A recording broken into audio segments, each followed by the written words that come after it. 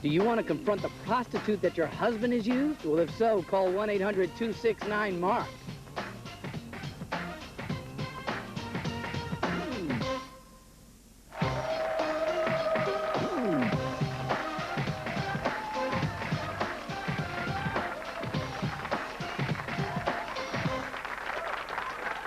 Welcome back to the show. We have been talking about if you're poor, should you be having more and more kids? Joining me now is Mildred Mabray, who is the vocational manager with the Leaguers, Inc. Head Start program in Newark, New Jersey. You have some experience with this. You can help us out with some comments in a second. But if you just joined us, here's a little of what you've missed. Here is Addie when she was asked about her work situation. Take a look.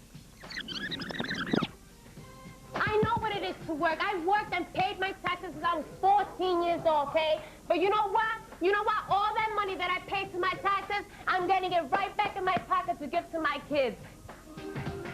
Boy, you heard what everybody had to say. And the one thing about welfare and public assistance, it seems to be somewhat of a vicious cycle, and it's even harder to get out of when you have kids. Absolutely. So what about birth control before all of this? Well, totally, I'm for birth control, because it's a way out. If you keep having babies, it's just going to keep you down. It's awfully difficult, isn't it? Oh, most certainly. You'll stick around and we'll hear more advice from you. I can't wait to talk to you in a moment. Thanks for being here. My next guest, however, Lindsay, is 17 years old. Birth control was not an option for her. Her life changed dramatically after a certain thing that she's going to tell you about that happened in her life. She's 17 years old. She has a child. She is on welfare, but she doesn't think she'll be staying there forever. Let's welcome Lindsay and Linda to the show. Thanks. Lindsay, you did not choose to have a child. Right. It was a very tragic moment in your life that turned things around for you. And I know it's very difficult to talk about. You expressed wanting to talk about it as part of your healing process. Right. Please, tell me what happened. Okay, it was on a Saturday night. I went to a party with some friends. It was just me and my best friend. And it was a guy I knew. And there was other people at the house that I didn't know. I mean, I had known one for 2 years. Mm-hmm. But my friend passed out. She was drunk. She passed out. Everybody was drunk there except for me. I was the only one. And I went into the kitchen to get a drink, and there was like a secluded area. You know, it was off from everywhere else, and the TV was turned up real loud. So I went in there, and they forced me into the room, and everyone and proceeded to rape me.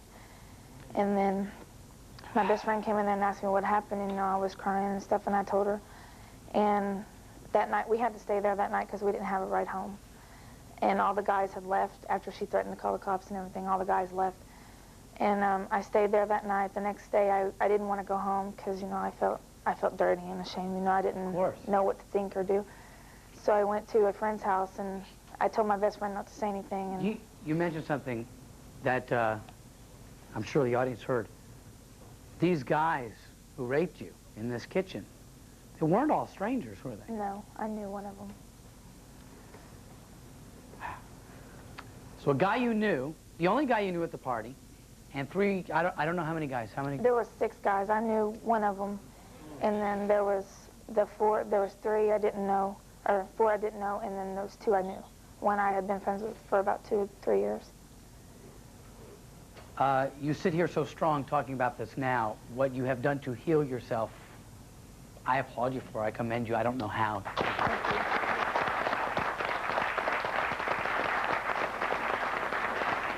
So, I was speaking with Mildred about birth control. Obviously, not an option for you. You were a victim of a violent crime, and you found yourself pregnant.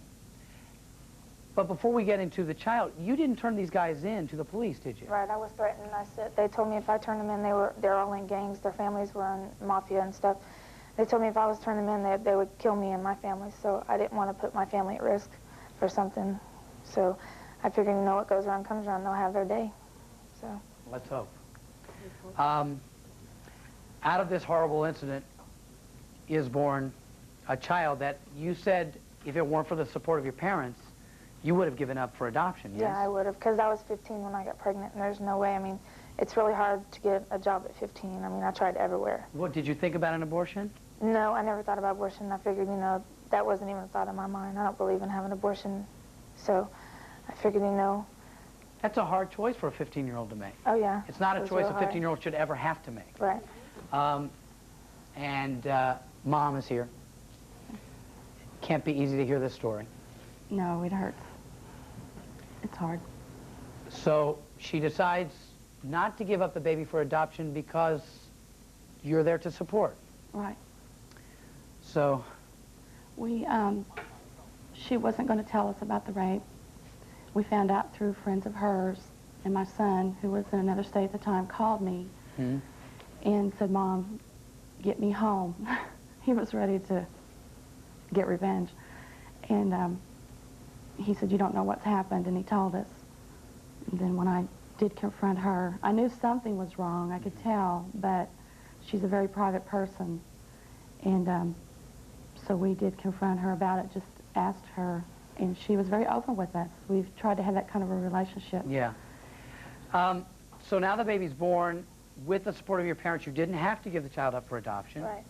And however, you do get some public assistance. Yeah, I get food stamps for both of us. You get food stamps for both of you. And one might argue, it's not an argument, you are entitled to that, especially because you being a victim in this situation. Right. How do you feel about folks who are raising children in a welfare or food stamps or in a poor situation? I feel like it's okay, you know, if you're doing it to get ahead. You know, if you're gonna, you know, get a job, go to school, you know, whatever. Because I go to home study, and I'm trying to get a job right now, and that's okay. But people that are just, you know, living off of welfare and not, you know, doing anything to get ahead and just sitting around and raising their babies up, I don't think that's right. Either that or, you know, have an adoption.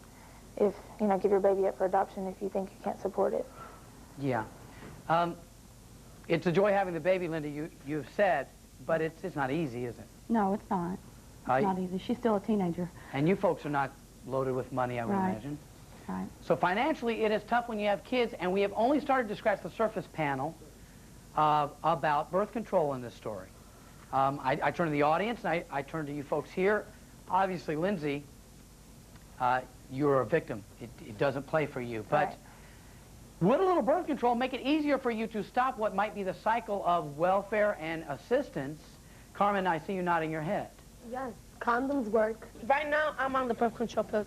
And when I got pregnant with I have gotten pregnant twice. The first one I had a miscarriage because of my blood type, because I'm RO negative, okay? That was the first time. The second time I was on the birth control pills, but because I was taking... Well, second time you kind of intoxicated, so... Yes, it was my 18th birthday. Yeah. I wanted to go out. But that brings a point. The condom has never been on me. Well, let's go back to Lindsay a second. I want to go back to Lindsay a second because she said something very important. When you found yourself pregnant, if you did not have the support of your parents, and you're a 15 or 16-year-old girl at the time, you would have gotten welfare and food stamps and support. You would have probably been able to make it financially, and yet you would have chosen not to keep that child. Right. I mean, because, I mean, it's hard. You can't, what are you supposed to do? Get an apartment at 16 years old? It ain't that easy. You know, and responsibility of having a 16-year-old having a baby. Right. And, you know, never being able to go out because it takes a lot out of you. You know, you don't get to go out and party like you used to and go out with your friends and stuff. It ain't the same. And financially. Right. I mean, support a baby at 16 and then have, you know, household things. You have the financial things. I mean, it ain't that easy. It's not easy. It's not easy. Right. It's not and I would easy. want to give it a better life. You never know when your life is going to change. You never know. Because when I had my first daughter, I was working in a lawyer's firm, making $10 an hour.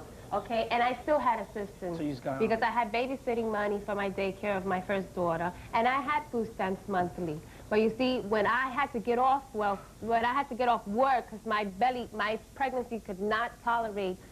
I was sick all the time. I was always sick. I was sick for 6 months in my pregnancy. I almost lost my second child. I had to get off. I had nowhere to run to. I had no family. I'm by myself.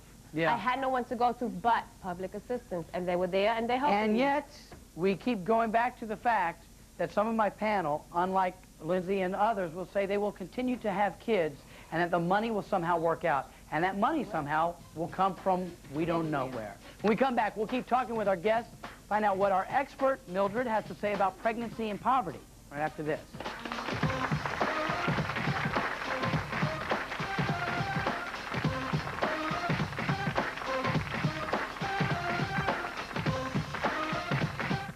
Place for these children that you're bringing into this world, knowing that it is what it is today. What do I have planned? Let me tell you something. I'm honest with my children. My oldest son is 6 years old. He'll be 7 in December. He knows that I am on welfare. Okay. Okay? He knows the difference between a dollar bill and a dollar food stamps. Okay? I would never put a food stamp in his hand. I only put cash money in his hand. And not all of my cash money comes from the system. Tara,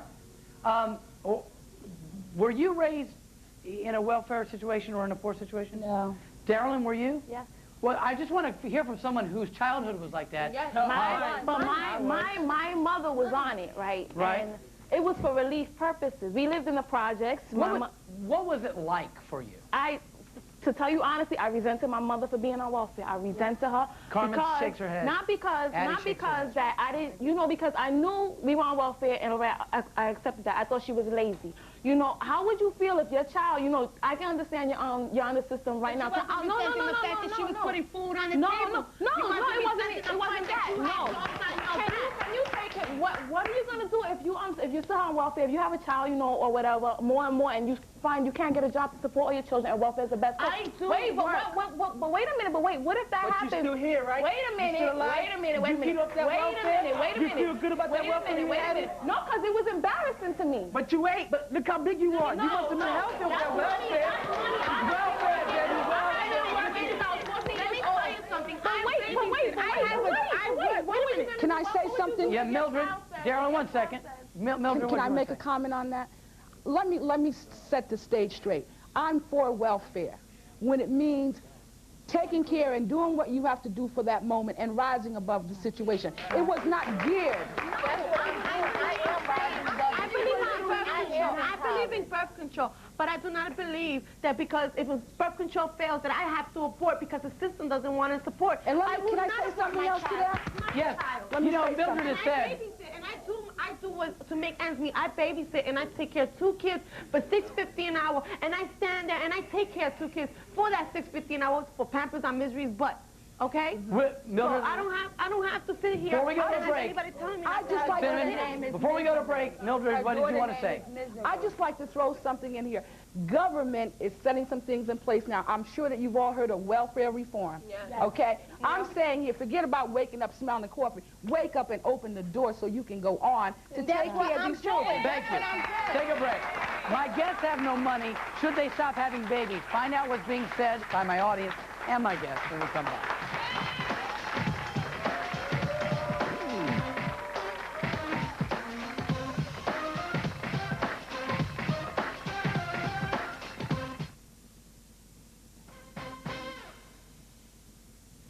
Do you feel guilty about something you did and got away with? And are you ready to come clean and tell that person, if you only knew, you'd kill me? Well, if so, give us a call at 1-800-269-MARK.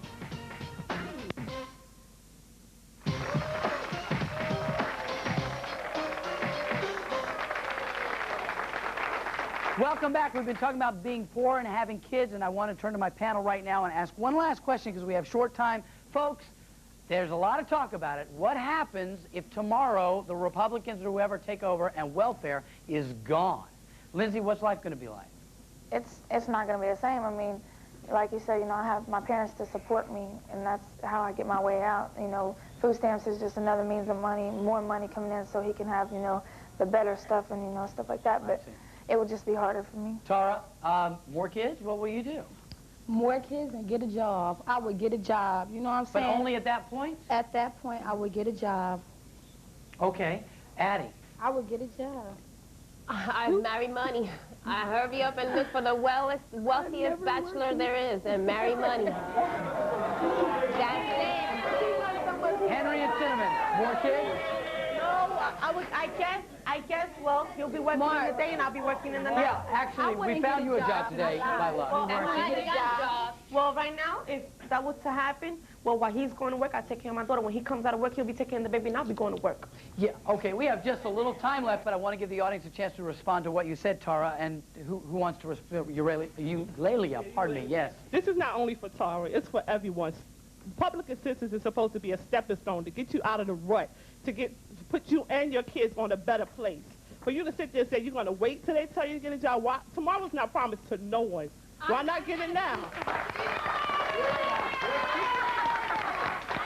We got to go to break. We'll be right back. We'll have some more comments.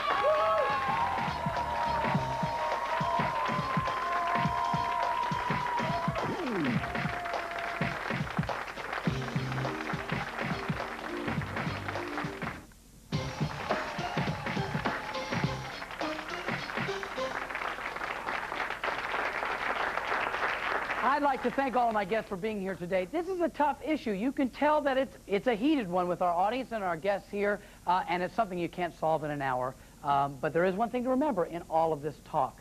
It's about the kids and what's right for the kids, and it's your choice ultimately and your choice. Thank you very much. We'll see you next time.